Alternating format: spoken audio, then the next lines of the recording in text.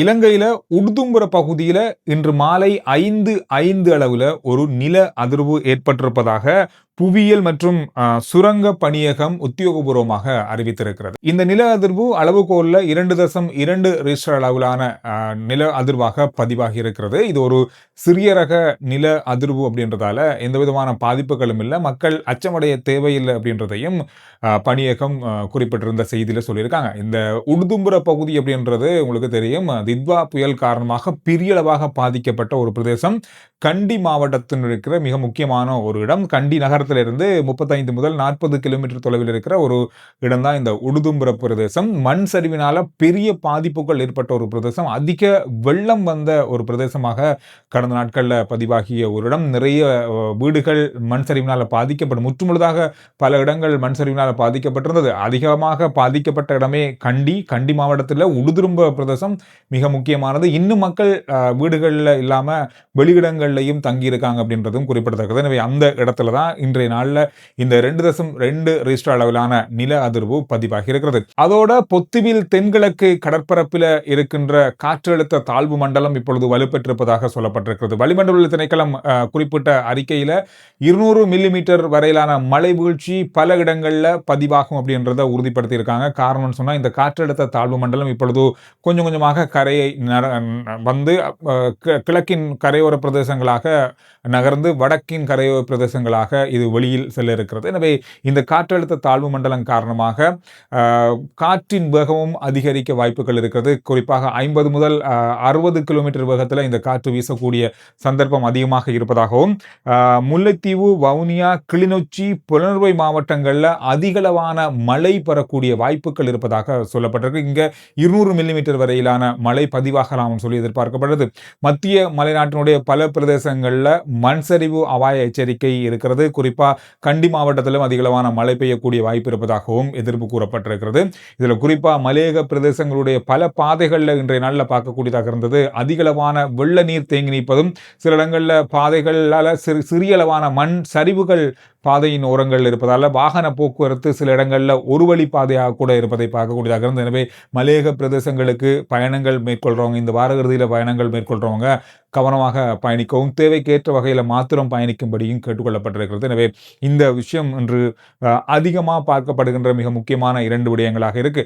அதோட நாளைய நாளில் ஜனாதிபதி தலைமையில் ஒரு நிகழ்வு ஆரம்பிக்கப்படுகிறது. ரீபில்டிங் ஸ்ரீலங்கா வேலை திட்டத்தினுடைய ஆரம்ப பணி ஆரம்பிக்கப்படுகிறது. வீடுகள், அதாவது புயலினால் பாதிக்கப்பட்டு வீடுகளை முற்றுமுழுதாக இழந்தவர்களுக்கான 50 லட்சம் ரூபாய் கொடுப்பனவு அல்லது இழப்பீடு கொடுக்கின்ற நடவடிக்கை ஜனாதிபதி தலைமையில் நாளைக்கு ஆரம்பிக்கப்படுவதாக பாதுகாப்பு அமைச்சு அறிவித்திருக்கிறது. பாதுகாப்பு அமைச்சின் கீழ் தான் இந்த நடவடிக்கைகள் ஆரம்பிக்கப்படுகிறது. குறிப்பாக சொல்ல போனால் வீடுகளை அமைப்பதற்கான இந்த வேலை திட்டத்தில் முதல் கட்ட 50 லட்சம் ரூபாய் அனுராதபுர மாவட்டத்துக்கும் குருநாகல் மாவட்டத்தில் உள்ள பிரதேசங்களுக்கும் தெரிவு செய்யப்பட்ட அத்தனை பேருக்குமான நிதி வளங்களாக இந்த திட்டத்தின் மூலமாக ஆரம்பிக்கப்பட்டு வருகின்ற நாட்களில் இது நாடு முழுவதும் உள்ள பாதிக்கப்பட்டவர்களுக்கான நிதி வழங்கல் நடவடிக்கையாக இது நடைபெறப் போகிறது. அதுக்கு பிறகு முற்றுமுழுதாக வீடு காணி இழந்தவர்களுக்கான 1 கோடி ரூபாய் வழங்குகின்ற வேலை திட்டங்களும் மிக விரைவில் ஆரம்பிக்கப்படும். எனவே இந்த நிகழ்வு நாளைய நாளில் இடம்பெற போது இந்த நிகழ்வில் ஜனாதிபதி உரையாற்ற இருக்கிறார். ஜனாதிபதியின் நேரடி தலைமையில் தான் இந்த நிகழ்வும் நடக்க போகுது. நாளைக்கு அனுராதபுரத்தில் இந்த நிகழ்வு. எனவே இது ஒரு மிக முக்கியமான விடயமாக இன்றைய நாளில் பார்க்கப்பட்டிருக்கு. பாராளுமன்ற உறுப்பினர்களுக்கான ஓய்வூதியத்தை நிறுத்தி ரத்து செய்கின்ற வர்த்தமானி வெளியிடப்பட்டு இப்பொழுது அது அமலுக்குள்ள வந்திருக்கிறது. இந்த ஓய்வூதியம் பெறுகின்ற பெற்றுக்கொண்டிருந்த பாராளுமன்ற உறுப்பினர்கள் எத்தனை பேர் அப்படின்னு தேடி பார்க்கும்போது 512 பேர் ஓய்வூதியம் பெற்றுக் கொண்டிருக்காங்க. அவங்களுடைய ஓய்வூதியம் ரத்து செய்யப்பட்டிருக்கு. இந்த அரசாங்கம் வாரத்துக்கு முதல்ல சொல்லப்பட்ட வாக்குறுதிகள் இதுவும் உண்டு, நிறைய விடயங்கள் இருக்கு. இதுல இது உண்டு, இது மிகப்பெரிய அளவில் பேசப்பட்ட ஒரு விஷயம் இப்போ முடிவுக்குள்ள வந்திருக்கு. இந்த பாராளுமன்ற உறுப்பினர்களுக்கு இப்ப என்ன சலுகை வழங்கப்படுது அப்படின்னு சொல்லி தேடி பார்க்கும்போது, அதை விட என்னென்ன சலுகைகள் இல்லை அப்படின்னு தேடி பார்க்கும்போது அது பெரிய லிஸ்டா இருக்கு. வாகனம் இல்லை, ஓய்வூதியம் இல்லை, பெட்ரோல் இல்லை, வீடு இல்லை, இந்த மாதிரி முக்கியமான சலுகைகள் எல்லாமே நிறுத்தப்பட்டிருக்கிறது. சில இடங்களில் எதிர்கட்சியால் குற்றம் சாட்டப்படுது, சிலருக்கு சம்பளமும் இல்லை, அது கட்சிக்கே போகுது அப்படின்ற மாதிரி. இப்படி இருக்கும்போது இனி யாரு பாராளுமன்றம் போவாங்க அப்படின்றதும் ஒரு கேள்வியாக தான் இருக்க போகுது.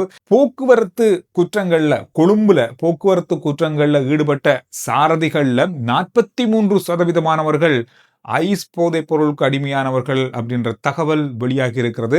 இன்று பாராளுமன்றத்தில் உரையாற்றிய பாராளுமன்ற உறுப்பினர் மஞ்சுள சூரவிராட்சி இன்றைய நாளில் அவருடைய உரையில இந்த தகவலை வெளிக்கொண்டு வந்திருந்தார். அது மட்டுமில்லாமல் இன்னும் பல போதைப் பொருட்களால் பாதிக்கப்பட்டவர்கள் 25% இருக்காங்களாம். ஒட்டுமொத்தமாக கிட்டத்தட்ட 50%மானவங்க போதைப் பொருளால் பாதிக்கப்பட்ட அல்லது அடிமையானவங்க கொழும்புல கடந்த காலங்களில் போக்குவரத்து விதிமுறைகளை மீறி கைது செய்யப்பட்டவர்களிடமிருந்து எடுக்கப்பட்ட பரிசோதனையில தெரிய வந்திருக்கு. மிக மோசமான ஒரு நிலைமை இது.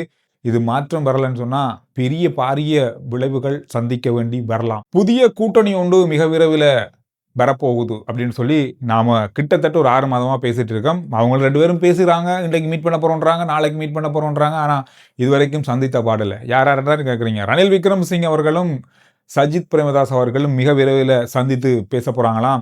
மிகப்பெரிய அளவான ஒரு கூட்டணியை உருவாக்குவது என்ற ஒரு விடயத்தில் ஆர்வம் காட்டி வராங்க எதிர்க்கட்சிகள் எல்லாருமே சேர்ந்து இப்போ ஒரு பக்கம் நிற்கிற மாதிரி தான் இருக்கு.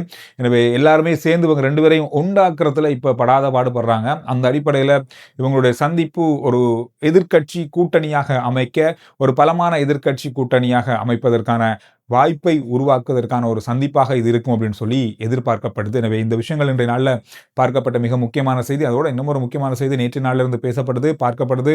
கொஞ்சம் கொஞ்சமாக ஒரு விமர்சனத்துக்குள்ளான விஷயமாகவும் வருகின்ற நாட்களில் இதைவிட அதிகரிக்குமோ அப்படின்னு சொல்லக்கூடிய ஒரு விடயமாகவும் மாறியிருக்கு. டாலருடைய பெறுமதி கொஞ்சம் அதிகரித்து கொண்டிருக்கிறது.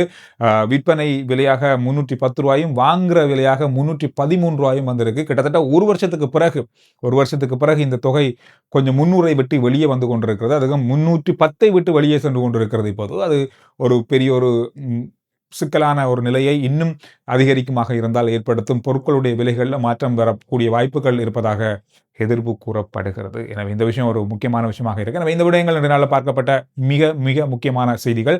RJ Chandru report YouTube channel, Facebook page, WhatsApp channel இது எல்லாத்தையும் ஃபாலோ பண்ணுங்க. அடுத்த வீடியோவில் நான் உங்களை சந்திக்கிறேன்.